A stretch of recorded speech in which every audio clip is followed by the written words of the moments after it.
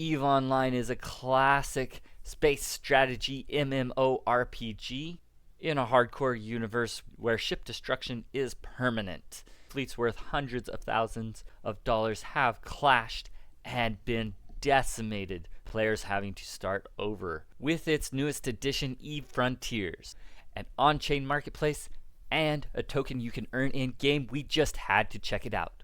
Welcome to Tokenize 360.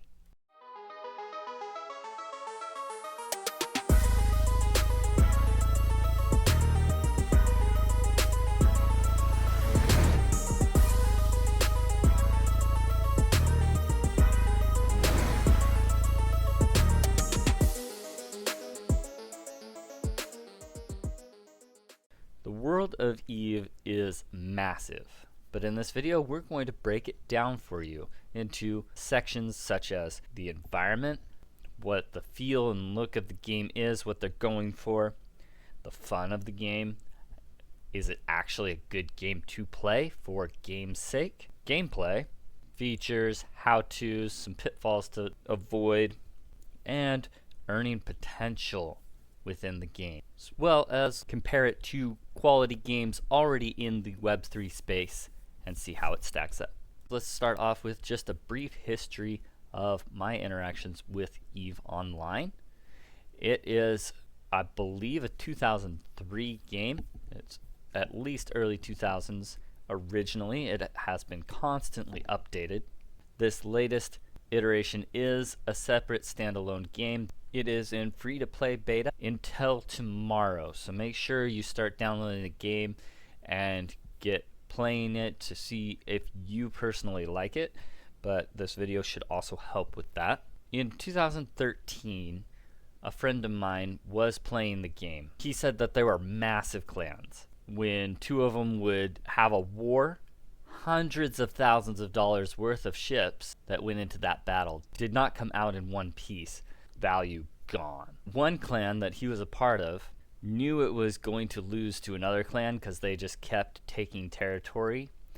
They were a bigger clan, and his clan didn't want to lose all their ships to this clan, so they decided to all pick up shop and move to the other side of the galaxy to avoid getting run over.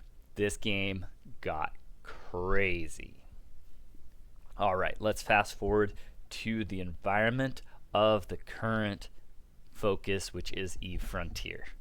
The game is themed in the survival horror genre. I think they hit this very well in just the vastness of the void of space, tiny speck, and yet the environment is kind of dirty, as if you're in this place that has seen a lot of war and a lot of carnage happen, and you're coming into it somewhat later, picking up the pieces, hoping to find enough to survive and thrive.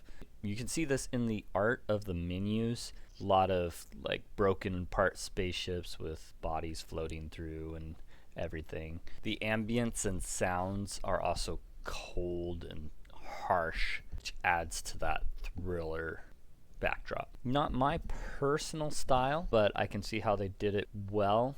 Although the graphics of the game could be better, could be a lot worse, but it's an interesting aesthetic that kind of mutes the grandeur of it somewhat. It's a mix. I see what they're going for. I think they did it well, but it detracts in other ways. Just to top it all off, it's a hardcore universe. So once your ship explodes, you're done.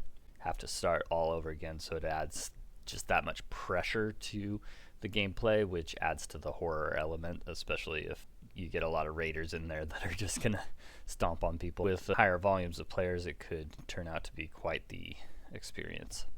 EVE Frontiers is a strategic survival game based on 3 core gameplay loops: resource gathering, ship production and base building, and ship-to-ship combat.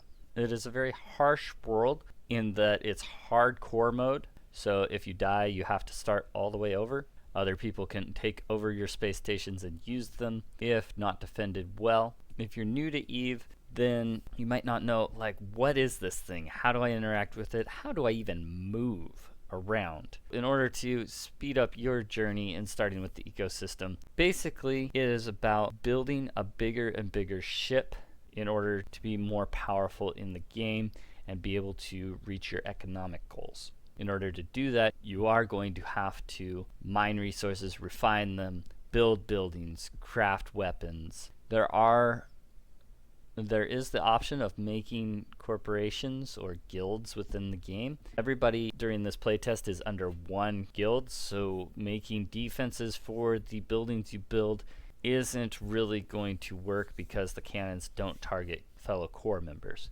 Now, I'm sure that once the full game launches and different corps pop up, they're going to police, like, you don't attack friendly fire corporation members. Then your defenses will auto-target others that try to invade, so that would be a good thing to upgrade. For now, it's kind of a moot point. When I first got into the game, it took me about 20 minutes to even figure out how to move, because it wasn't in the controls. I just kind of had to figure it out. You can right-click objects and move to them with the approach feature. As far as moving within the system, all you do, super simple, look where you want to go and then double-click, and you will go in the direction your camera is facing. You can press Control Spacebar to stop, or Control Alt Spacebar to go to full speed. Right-click on any object that you can. There are these triangles. Other objects have like circles and stuff, and it'll come up with a list of options. In order to interact with something with a tool, like a laser for fighting other ships or mining an asteroid, target lock it, and then press your laser button, and your laser will activate until it can no longer for some reason. And that's how combat goes too. You're just targeting and using the weapon that makes the most sense. Bigger ships have multiple weapons that you can cycle through. It's a very important goal early on to upgrade this ship to something else, because it is very, very weak in a lot of ways. Doesn't have a lot of cargo capacity. These two rogue mining drones took down half my health in a fight with them. This is definitely not the ideal ship to be wandering around the galaxy with. Just about anybody is probably going to be faster than it and stronger than it.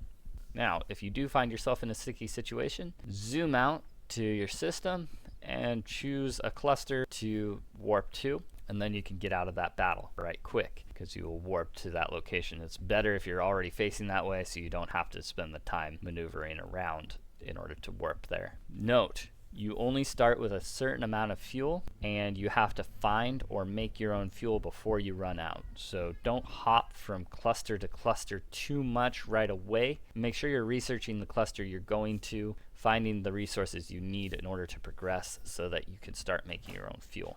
The first thing you're going to want to do is find common ore. That way you can build your first 3 buildings that are necessary for production of fuel and storage of excess items. Once you build those buildings, the next thing you're going to want to do is get carbonite ore. Carbonite is one of the most important resources in the entire game because it is how you get hydrogen. Hydrogen is necessary for early game fuel production, so you never want to be too far away from a system with access to those resources. You're going to come across that third type of ore, which you'll need to build certain things at this point. Now, I would recommend going a little bit outside of a cluster, building your buildings, and gathering up a bunch of resources in order to make your first significant ship. There are 4 main ways to get resources in this game: trading with other players, looting wrecks, looting other players and NPCs, and mining asteroids. Mining asteroids early game is definitely the way to go, in my opinion.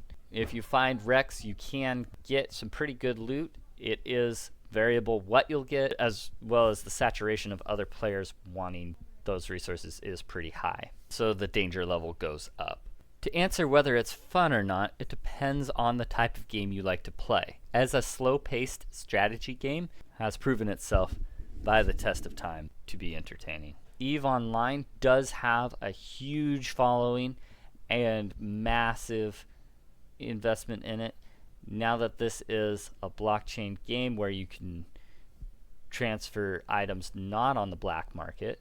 Quick story, my mentor in crypto started out his investment career by mining rare resources in EVE Online and selling it on eBay for a profit. He arbitraged that very well. Back before there was a corporation in real life that was paying somebody to get resources from them, well, that somebody didn't follow through on their bargain, they went to the creators and say, hey, this guy owes us hundreds of thousands of dollars, and the creators of Eve are like, no he doesn't, because they're worthless. We will not let eBay sell them anymore. Blockchain fixes this. Very cool to see Eve moving forward in this way, and now we're going to get on to the actual economics of the ecosystem. The economy in Eve Frontiers has both NFTs and a cryptocurrency, the Eve token. How you go about earning that is progress in game, hit certain milestones. You're going to get income in the form of Lux, depends on your fame and some other factors and what you've got building, what you're crafting. Lux is the in-game currency. You can exchange that for the Eve token. You're going to have an income of Lux, expenses, kind of like a business. You're running your own business, maybe under somebody, maybe you're an employee of somebody else. Hopefully you have more income than expenses, save that up enough, and then you can transfer it to the Eve token in order to sell it. Also, getting bigger and bigger ships, crafting them, converting them into NFTs, and selling them that way can be very lucrative, especially in a game like this where there's permadeath. People are going to be wanting those ships. However, the system is not live yet. The white paper outlines that there will be a token, but that the tokenomics will come later in a more in-depth paper. The pre-alpha is just a testing ground, and everything will be wiped before main launch. How does this compare to current games in the crypto ecosystem? The game I know that would be a really good comparison would be Star Atlas. They both have pros and cons. Eve is a 20-year-old IP that's just starting a new thing, but might get older players interested again, kind of like MapleStory did when it did MapleStory Inn. I would expect the numbers of MapleStory regular players to MapleStory Inn players to be about the same between Eve Online and Eve Frontiers.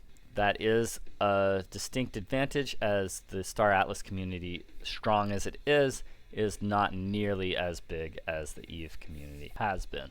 However, Eve Frontiers has not had a live economy yet, whereas the Star Atlas economy has been live for a couple years now and is humming along. Star Atlas and Eve both have unique features to it. While they do have a lot of similarities, they have some huge differences. Star Atlas lets you go down to the personal level, person-to-person firefights on the ground or in ships, all the way up to ship and fleet command.